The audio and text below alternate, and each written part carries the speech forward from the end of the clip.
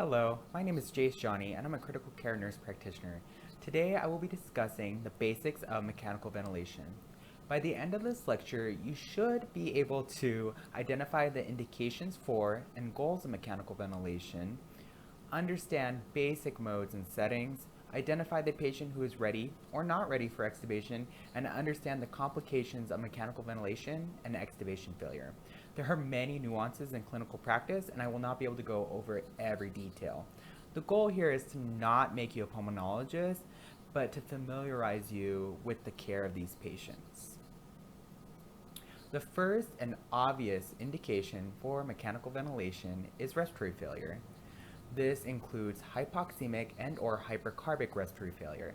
The need for airway protection can be seen in patients who are unable to control his or her secretions, upper airway pathology, and encephalopathy. Encephalopathy can either occur due to primary neurologic disease, as seen in a patient with a stroke, or due to the medications needed to manage a patient's condition, as seen in status epilepticus. A patient will also be on a mechanical ventilator in the perioperative setting, and there's obviously a combination of these indications as well in some patients. The goals for mechanical ventilation are to rest the muscles of the respiratory system, decreasing the oxygen cost of breathing, maintain or improve adequate gas exchange, and prevent complications. Positive pressure ventilators have various settings and mode. It is all too easy to become lost and confused, especially with all the acronyms, just like in everything in healthcare. The two common modes of mechanical ventilation are control and support. An assist control mode is a variation of the control mode, which allows the patient to also trigger inspiration outside of the time set in the classic control mode. In the control mode, the clinician either sets an inspiratory pressure, as seen in pressure control mode, or a tidal volume in a volume control mode. The clinician will also set a respiratory rate.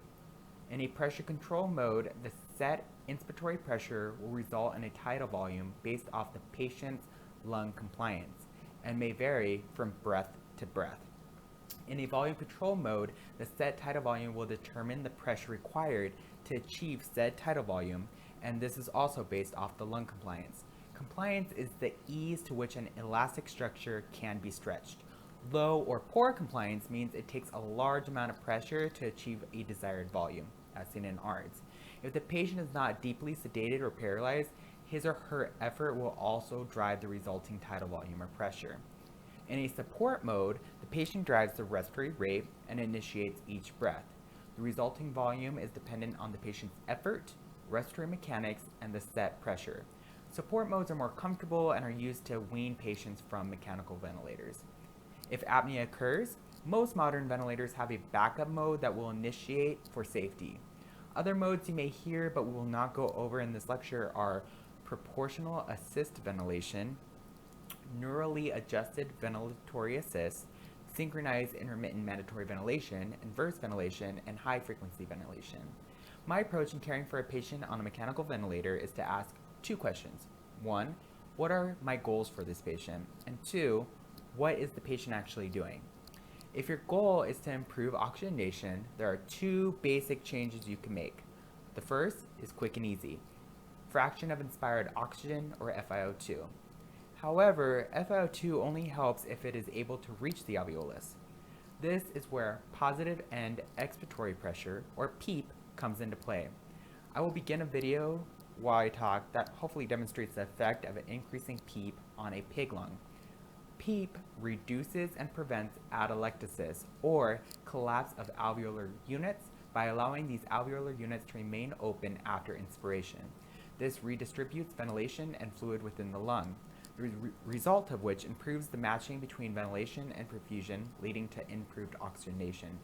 As you may notice from this video, the effects of increasing PEEP are not immediate, and determining optimum PEEP can also be difficult, but usually done in a stepwise fashion dependent on the amount of required FiO2, underlying pulmonary disease, and respiratory mechanics. If your goal for mechanical ventilation is to increase carbon dioxide removal, there are two basic changes that can be made. Increasing the tidal volume increases the alveolar surface area that can participate in gas exchange, and increasing the respiratory rate will also help as you expel carbon dioxide with each expiration. Tidal volume multiplied by the respiratory rate equals the minute ventilation.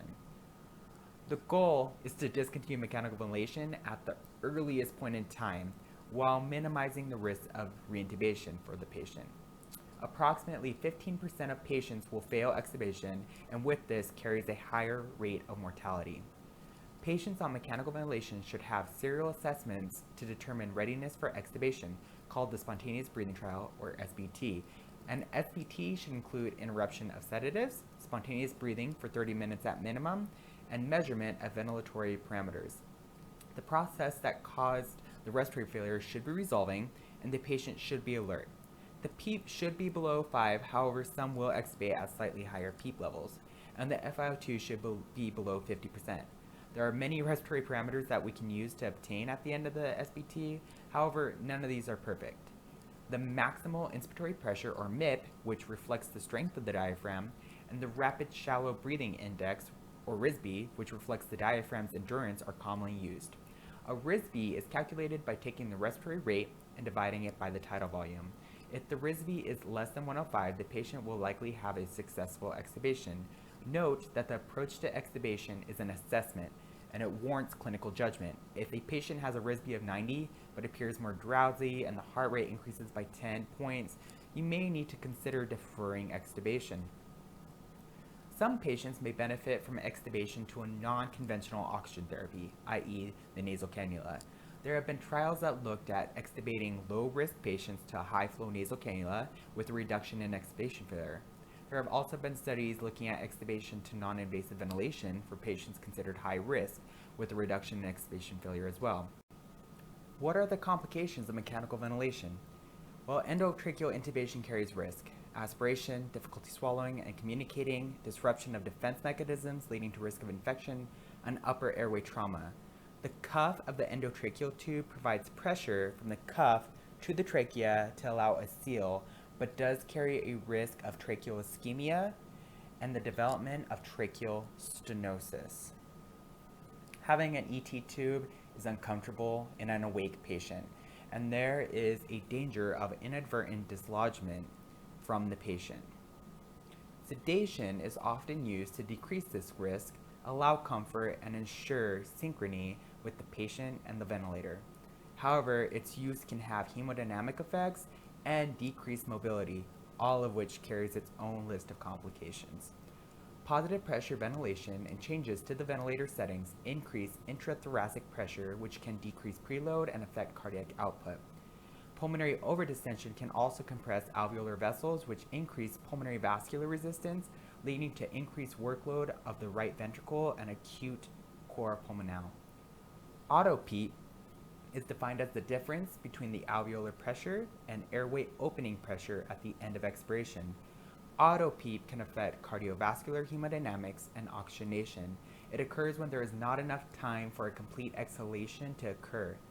The patient to worry about developing auto-PEEP is the one with the underlying COPD or emphysema, as the major determinants of auto-PEEP are high minute ventilation, increased respiratory compliance, increased expiratory airway resistance, and decreased time of expiration. Auto-PEEP decreases cardiac output due to decreased right atrial pressure from increased pleural pressure. Can also increase the cost of oxygen during breathing, as the respiratory system is more stiff at higher lung volumes, and it takes more energy to complete a ventilatory cycle. The patient also has to generate an alveolar pressure lower to trigger inspiration. If this positive pressure at the end of expiration is very high, the spontaneously breathing patient will not be able to initiate inspiration. The ventilator itself can also cause injury to lung parenchyma that are not already injured from the underlying disease process.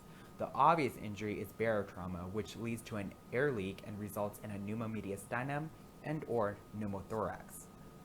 The other mechanisms of injury are more subtle and include oxygen toxicity. Volutrauma occurs when alveolar overdistension damages healthy alveoli without an air leak. Atalic trauma is damage to the alveoli from the cyclic distension and collapse.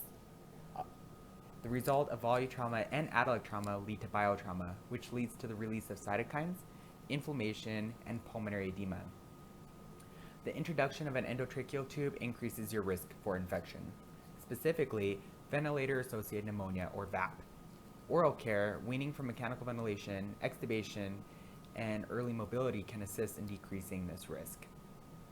Gastrointestinal mucosal injury can also occur in patients receiving mechanical ventilation. It is common practice to provide a patient with prophylaxis for this, either a proton pump inhibitor or H2 receptor antagonist. The care of the patient undergoing mechanical ventilation is complex. This patient population is critically ill, and management requires ongoing assessment. You do not just simply make a change to the ventilator and walk away. Our lungs have evolved over time to adapt to changes occurring both inside and outside of our body. I do hope this lecture did provide some clarity, but do understand that critical care, like all medicine in general, requires ongoing study. You'll have to read this again. This lecture, in combination with the arterial blood gas lecture, should hopefully provide you with the foundation needed for case discussions in class. Links and references will be provided in the bio. Thanks, you guys. I look forward to seeing you.